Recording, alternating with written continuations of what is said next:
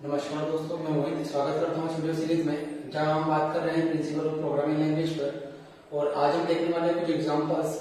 जैसा कि last lectures के अंदर हमने पूरा कवर अप कर लिया था, जो भी मैंने आपको टर्म बताई थी, जहाँ हमने देखा था सिंटेक्स, उसके बाद में abstraction, free and bound variables, उसके बाद में सब्स्टिट्यूशन, और सब्स्टिट्यूशन के बाद में लास्ट हमारा जो टॉपिक था वो था कन्वर्जन, जिसके अंदर हमने तीन तरीके के कन्वर्जन देखे थे। और उन तीन तरीके की कन्वर्जन के अंदर कुछ डिफरेंस थे। उसके अकॉर्डिंगली हम क्या करते हैं कि अब कुछ क्वेश्चंस ट्राई करते हैं, जिनमें जितना भी हमने क्वेश्चंस जो पोर्शन हमने पढ़ा हुआ है, तो वो सारे के सारा पोर्शन जो है वो थोड़ा सा कवर अप हम करने की कोशिश करते हैं। देखो, अभी हम कुछ सिंपल एग्जांपल्स की बात करेंगे। इन सिंपल एग्जांपल को फिर हम नेक्स्ट लेक्चर के अंदर थोड़ा सा मॉडिफाई करेंगे। इस तरीके से हम थोड़ा सा कॉम्प्लेक्सिटी को हर एक वीडियो लेक्चर के अंदर क्या करेंगे, इंक्रीज करेंगे। और आपको हर एक वीडियो लेक्चर्स को बहुत ध्यान से देखना है, किस तरीके से रूल्स, प्रोडक्शन रूल्स हमने अप्लाई किए हैं, किस तरीके से जो केसेस हम पढ़कर आए हैं वो हम अप्लाई कर रहे हैं। तो देखो, अगर हम फर्स्ट वाले एग्जांपल की बात करें तो लैम्डा एक्स वाई, तो आपको करना क्या है, जो हमने एक यूनिवर्सल प्रोडक्शन देखा था, क्या lambda x dot E plus P, ये किसका फॉर्म है, एक एब्स्ट्रैक्शन का फॉर्म है, ठीक है। और एब्स्ट्रैक्शन के अंदर भी हमने सब्स्टिट्यूशन पढ़ा था। सब्स्टिट्यूशन के अंदर हमने इस वाले प्रोडक्शन रूल की बात करी थी कि ये प्रोडक्शन रूल किस तरीके से आया है। तो हमको जितना बड़ा भी एग्जांपल अगर दिया गया है, तो हमको इस वाले पार्ट को आइडेंटिफाई करना है, जहां आपको पता है x क्या है, वेरिएबल e क्या है, एक्सप्रेशन और t क्या है, हमारी टर्म है। तो इस टर्म्स के अंदर कोई कांस्टेंट वैल्यू भी आ सकती है, या उसके अलावा हमने देखा था कि ये क्या हो सकती है, एक एक्सप्रेशन हो सकता है जिसके अंदर कुछ वेरिएबल्स भी यहाँ पर आ सकते हैं। क्यों वेरिएबल्स आ सकते हैं, क्योंकि यहाँ पर आप इनफिक्स, प्रीफिक्स, पोस्टफिक्स के बाद कोई भी वेरिएबल्स लिख सकते हो यहाँ पर, ठीक है। तो इसलिए यहाँ पर क्या भी आ सकते हैं, वेरिएबल भी आ सकते हैं, कोई एक्सप्रेशन भी आ सकता है, कोई भी टर्म्स आ सकती है। अब अगर इसी वाले एक पार्ट को हम यहाँ से आइडेंटिफाई करने की कोशिश करें, तो देखो लैम्डा एक्स ई हमारा क्या है, एक्सप्रेशन है। एक्सप्रेशन के अंदर नंबर ऑफ वेरिएबल्स आ सकते हैं, लेकिन अभी हमने देखा है क्या, यहाँ पर केवल एक सिंगल केस देखा था। यहाँ पर अभी तक हम जितने भी एग्जाम्पल देख रहे हैं, वहां पर एक सिंगल बाउंड वेरिएबल की हम बात कर रहे हैं, जिसमें हम क्या करते हैं, टी की वैल्यू को इस वेरिएबल को सप्लाई करते हैं, उस वेरिएबल के अकॉर्डिंग इस एक्सप्रेशन को हम क्या करते हैं, सॉल्व करते हैं। लेकिन यहाँ पर आप देखो, ये तो ठीक है, ये भी ठीक है, लेकिन जो एक्स वाई दिया हुआ है, ये क्या है, एक्स से ज्यादा बाउंड वेरिएबल का यूज कर रहा है। तो यहाँ पर हमने देखा है कि हमको क्या करना है, सिंगल सिंगल ट्रांजिशन करना है। तो सिंगल सिंगल ट्रांजिशन के लिए जब हमने लैम्डा एब्स्ट्रैक्शन की बात करी थी, तो वहां पर मैंने थर्ड वाला जो केस था, तो उस थर्ड वाले केस में आपको बताया था कि ये सबसे इंपॉर्टेंट केस है और इसकी हमको सबसे ज्यादा यूज आगे पढ़ने वाला है। तो देखो, इस वाले में हम उसके अकॉर्डिंग सबसे पहले कन्वर्ट करते हैं। तो क्या करना है, यहाँ पर आपको लैम्डा एक्स डॉट या क्या करना है, लैम्डा वाई, और जो भी आपको लास्ट वाला वेरिएबल मिलेगा उसके साथ में जो एक्सप्रेशन आपको गिवन है उसको लिखना है, ठीक है। कर्ली ब्रेसेस क्लोज करना है, और यहाँ पर क्या आ जाएगा आपका z।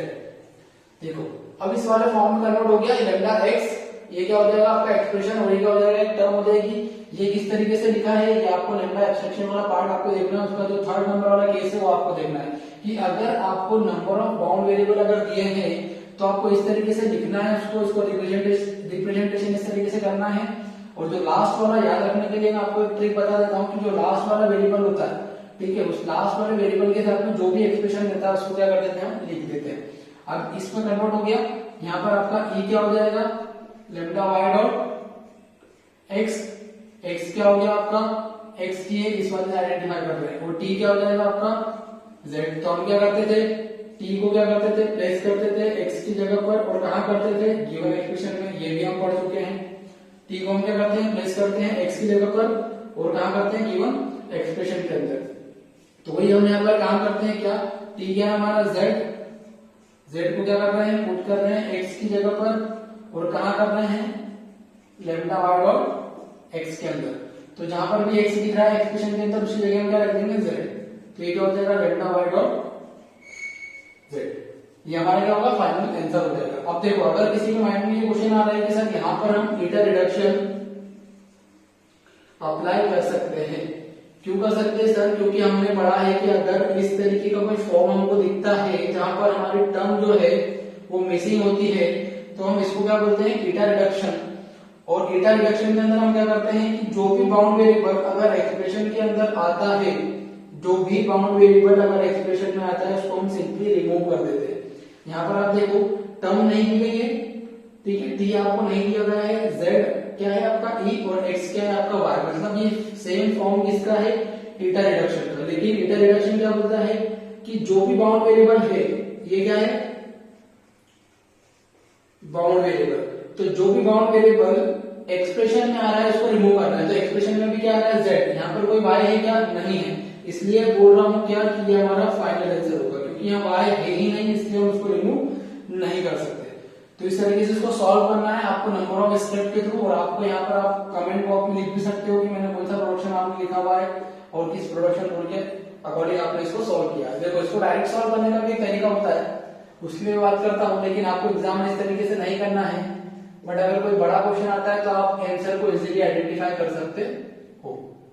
देखो ये वाला क्वेश्चन आपको दिया ना, जो टर्म बोल रहा हूं याद रखना है कि जो टर्म दी गई है उस टर्म का फर्स्ट वेरिएबल और लैम्डा के बाद का फर्स्ट वेरिएबल, जो टर्म दी गई है, जैसे इसके बाद में कोई और टर्म दी गई होगी तो इसका फर्स्ट वेरिएबल और लैम्डा के बाद का फर्स्ट वेरिएबल इसको रिप्लेस कर दो।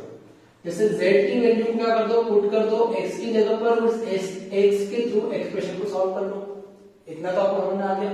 z क्या है, कोई टर्म है, टर्म का फर्स्ट वेरिएबल लैम्डा के बाद के फर्स्ट वेरिएबल से क्या करेंगे, रिप्लेस करेंगे, और जो हम करते आ रहे हैं वही करेंगे। देखो अब यहाँ पर से क्या हो जाएगा, x रिमूव हो जाएगा क्योंकि x की जगह हमने कोई वैल्यू पुट कर दी है, तो यहाँ क्या बचेगा y, और इस x की जगह हम क्या रख रहे हैं, z। ये आंसर आया था, ठीक है। इसको और अच्छे से आप समझोगे नेक्स्ट एग्जांपल के अंदर। तो आइए नेक्स्ट की बात करते हैं। ये है हमारा नेक्स्ट एग्जांपल, सेम एग्जांपल वही है, लेकिन हमने क्या किया है, एक टर्म को और ऐड कर दिया है। अब देखो यहाँ समझने वाली बात ये है कि जो z और ये u दिया हुआ है, ये इस तरीके से दिए हुए हैं, ये दोनों के अंदर बहुत डिफरेंस है, ये आपको पता है। अभी आपको इस वाला फॉर्म दिया गया, अभी आपको ये वाला फॉर्म नहीं दिया गया है। मतलब अगर ये आपको दिया रहता तो ये क्या होता है, सिंगल टर्म होती, और हम इसको डायरेक्टली टी बोल सकते थे। ठीक है, आप समझ रहे हैं।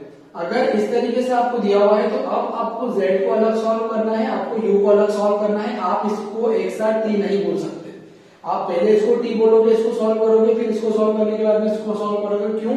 क्योंकि हमको ध्यान रखना है किसका, सिंगल ट्रांजिशन का।